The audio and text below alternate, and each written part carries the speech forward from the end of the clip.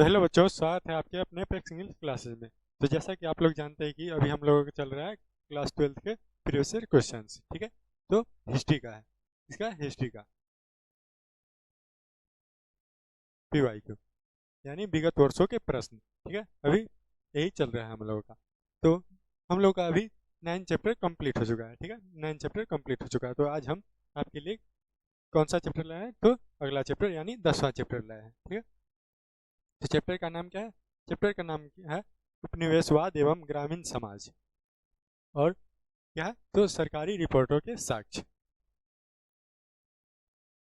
देखिए, उपनिवेशवाद होता क्या है?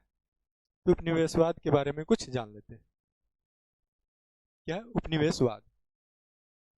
तो उपनिवेश,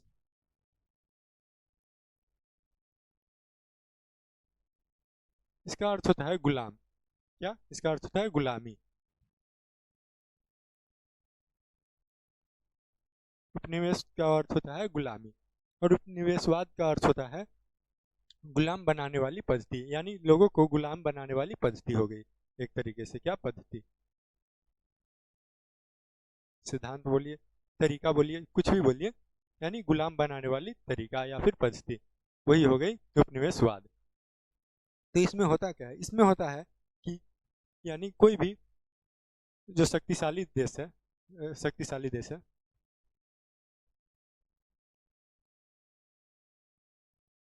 कोई भी शक्तिशाली देश किसी दूसरे कमजोर देश पर क्या करता है? तो किसी दूसरे कमजोर देश पर अधिकार करता है, इस पर ये अपना अधिकार कर लिया, ठीक है। क्या कर लिया? तो अधिकार, इस पे अपना अधिकार कर लिया, और इसका क्या करता है? तो आर्थिक शोषण करता है इसका, यानी इसके जितने भी लाभ हो सके इसका लाभ उठाता है, पूरा लाभ उठाता है, इसके पूरी तरह से यानी शोषण करता है। क्या? आर्थिक शोषण।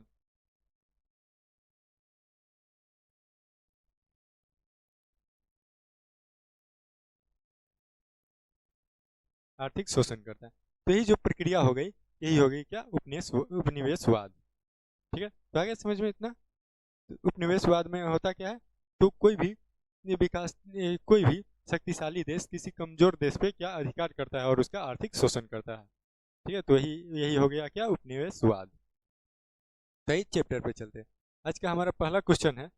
देखिए, क्वेश्चन पूछा क्या हो गया? तो 15 में, 17 में, 18, 19, 20, 21, 24, यानी कितने बार पूछा गया? तो 7 बार पूछा गया। कितने बार पूछा गया? तो 7 बार पूछा गया। तो क्वेश्चन है क्या? तो प्रश्न है, संथाल विद्रोह कब हुआ? ये जो संथाल विद्रोह है वो हुआ कब था? देखिए, ये जो संथाल है, संथाल थे कौन? ये संथाल थे, एक जनजाति थे। क्या जनजाति? एक जनजाति थे जो एक जनजाति थे जो क्या करते थे? तो एक खेती में चावल और कपास की खेती करते थे। क्या? चावल और कपास।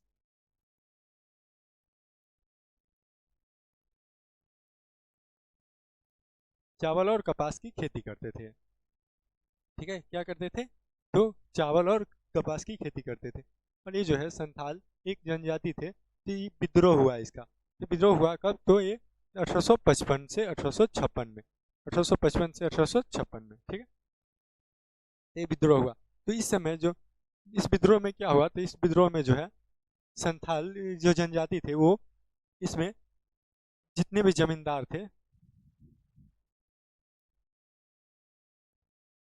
जमींदार थे और जितने भी और ठेकेदार थे उनको लूटने लगा, और उनको लूटने लगा पूरी तरह से। क्या? जमींदार और ठेकेदार,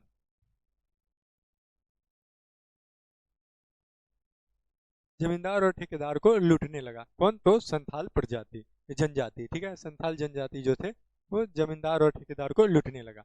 और इसमें इसका समर्थन कौन कर रहे थे? संथाल का इसका समर्थन कर रहे थे, समर्थन दो व्यक्ति थे। एक थे सिंधु,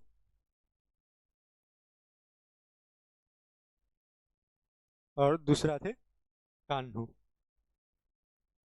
कान्हा, सिंधु कान्हा, ठीक है। तो ये जो थे ये समर्थन कर रहे थे किसका? तो संथाल जो प्रजाति थे, जनजाति थे संथाल, तो उसका समर्थन कर रहे थे। और ये लोग संथाल जनजाति के लोग इनको क्या, तो भगवान का भेजा हुआ दूत समझते थे। क्या दूत समझते थे? भगवान का भेजा हुआ दूत, ईश्वर का भेजा हुआ दूत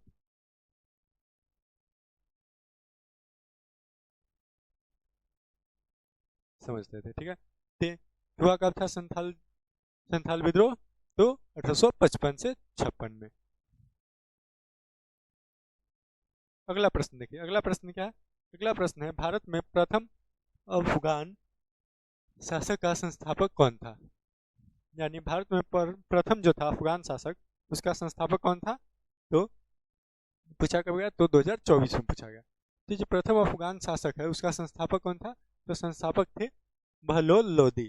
कौन थे? बहलोल लोदी थे, जो कि अफगान का प्रथम अफगान शासन का संस्थापक था। अगला प्रश्न है, संथाल विद्रोह का नेता कौन था? ये जो संथाल विद्रोह है उसका नेता कौन था?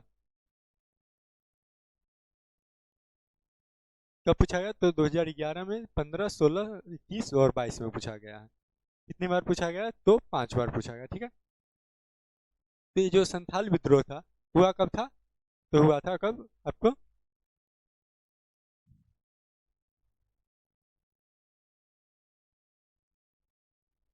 1855 में। ठीक है, हुआ था।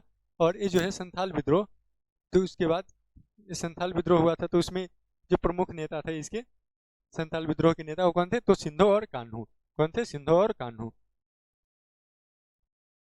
ठीक है, कौन थे? सिंधो और कान्हू थे। अगला प्रश्न है, स्थायी बंदोबस्त कहाँ लागू किया गया? यहाँ पे किया गया होगा।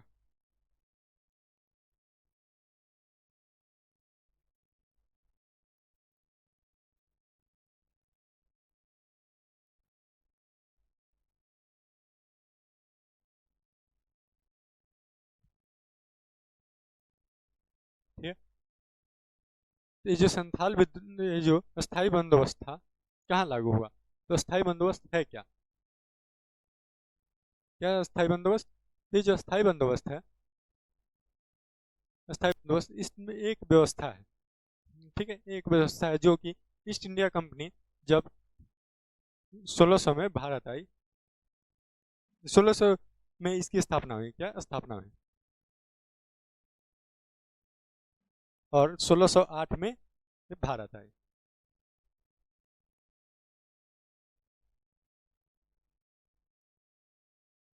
1608 में भारत आई। ठीक है, तो उसके बाद ये भारत आई, तो उसके बाद क्या हुआ? तो स्थायी बंदोबस्त इसमें लागू किया गया, जिसमें क्या हुआ? तो इसमें कहा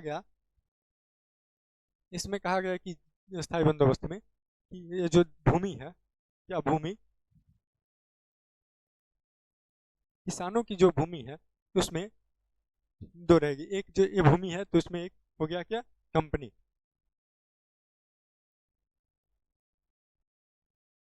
एक कंपनी हो गया, और एक हो गया क्या? एक जमींदार। एक जमींदार हो गया। ठीक है, और इस ये दोनों मिलकर एक, ये क्या किए? विचार किया। देखिए ये जो कंपनी है, ये विचार किया कि हम इसमें जनता को, यानी किसान जो है, जो खेती करता है, उसके बारे में कुछ नहीं सोचा गया इसमें। और ये जो कंपनी है वो बोला गया जमींदार को कि आप कर वसूलिए। ठीक है, आप टैक्स लीजिए, और आप उसका 11% आप रख लीजिए, और बाकी 89% हमको दे दीजिए, यानी कंपनी को दे दीजिए। ठीक, यही व्यवस्था थी। ठीक है,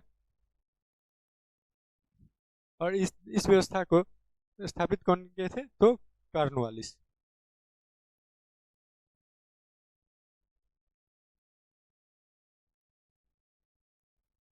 लॉर्ड कॉर्नवालिस। ठीक है, तो ये व्यवस्था को स्थापित किए थे। तो ये व्यवस्था कहाँ हुआ था? तो ये व्यवस्था जो है स्थायी बंदोबस्त, ये हुआ था आपको बंगाल में, बंगाल, बिहार और उड़ीसा। ठीक है, कहाँ हुआ था? तो बंगाल, बिहार और उड़ीसा में हुआ था। हमारा आंसर क्या हो जाएगा, हमारा आंसर बी हो जाएगा।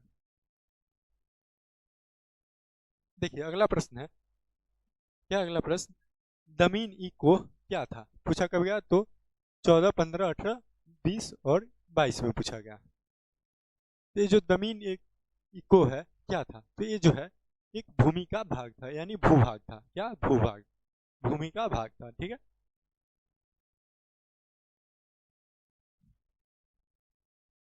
अगला प्रश्न है, ईस्ट इंडिया कंपनी की स्थापना कब हुई, तो कब हुई थी इसकी स्थापना, तो पूछा कब गया, तो 2013 में, 16 और 22 में पूछा गया। तो इसकी जो स्थापना है 1600 एडी में हुई थी, कब हुई थी, तो 1600 एडी में। और भारत कब आया था, तो भारत आने में इसको 8 वर्ष लग गया था, 8 वर्ष,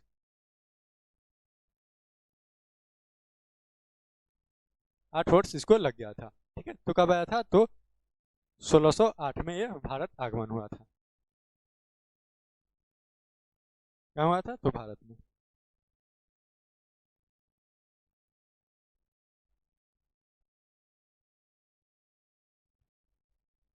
अगला प्रश्न देखिए, कार्नवालिस कोड बना, यानी ये जो कार्नवालिस कोड है वो कब बना था, पूछा कब गया, तो 15, 17, 19 और 22 में पूछा गया है। तो ये जो कार्नवालिस कोड है वो बना क्यों था, तो बना था, ये एक कानून है, क्या कानून है।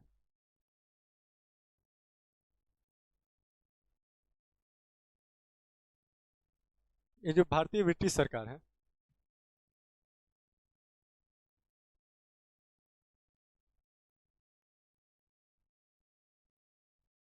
जो भारतीय ब्रिटिश सरकार जो था उसको अच्छी तरीके से चलाने के लिए यह कानून बनाया गया था। तो बनाया कब गया था, तो 1793 में बनाया गया था ये कानून। कब बनाया था, तो 1793 में बनाया गया था। अगला प्रश्न देखिए, रैयतवाड़ी बंदोबस्त कहाँ लागू किया गया। ये जो स्थायी बंदोबस्त के बारे में आप लोगों को मालूम चल गया क्या था, तो उसमें जो था, यानी कंपनी जो था लगान किससे लेता था, तो लगान जो है एक मिलता था उसको किसान से, लेकिन उसको देता कौन था, तो जमींदार उसको वसूल कर देता था, जमींदार।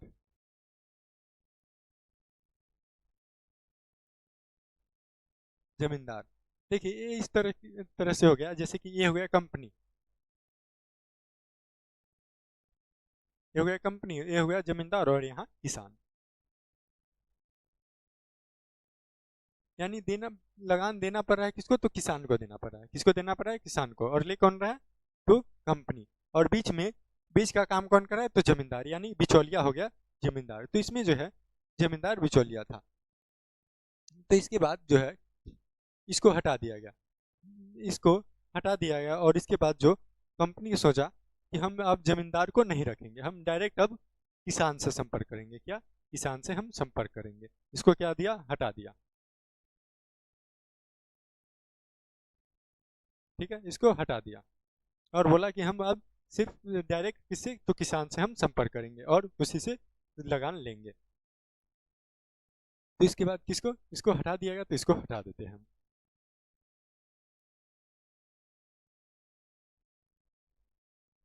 जब इसको हटा दिया तो हम भी हटा दिए, ठीक। तो ये जो कंपनी है, कंपनी बोला किसान को कि आप जो है अपने भूमि का, यानी आप जितनी खेती करते हो उसका क्या 50% आप रख लीजिए, और 50% आप हमें नहीं दीजिए, आप डायरेक्ट क्या कंपनी में पहुंचा दीजिए, कितना, तो 50%। इस व्यवस्था में यही कहना था। और इसके संस्थापक कौन थे, तो इसके थे मुनरो और रीड, मुनरो और रीड थे, ठीक है। और ये हुआ कहाँ था, तो ये बम्बई एवं मद्रास में, कहाँ कहाँ लागू किया गया, तो बम्बई एवं मद्रास में लागू किया गया। तो हमारा आंसर क्या हो जाएगा, हमारा आंसर डी। समझ गए, स्थायी बंदोबस्त और रैयतवाड़ी बंदोबस्त समझ गए। तो आइए अगले प्रश्न पे चलते हैं। देखिए अगला प्रश्न है, मुंडा विद्रोह का नेता था, पूछा कब गया, तो 2023 में पूछा गया। मुंडा विद्रोह के नेता कौन थे, तो बिरसा मुंडा थे, कौन थे, बिरसा मुंडा।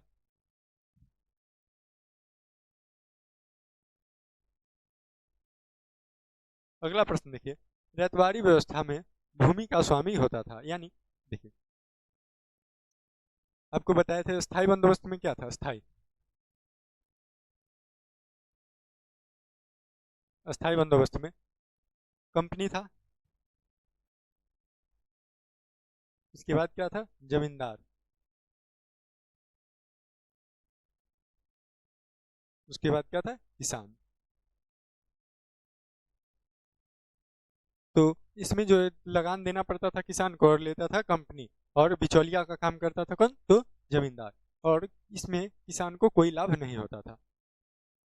उसके बाद क्या, रैयतवाड़ी व्यवस्था है, तो जिस उसमें जो है क्या हुआ, तो उसमें इसको हटा दिया गया, जमींदार को हटा दिया गया, और इसमें किसान को ही क्या बना दिया, तो भूमि का स्वामी बना दिया गया। ठीक है, और इसमें इसको हटा दिया गया जमींदार को। तो इसमें आपको भूमि का स्वामी कौन हो गया, तो किसान हो गया।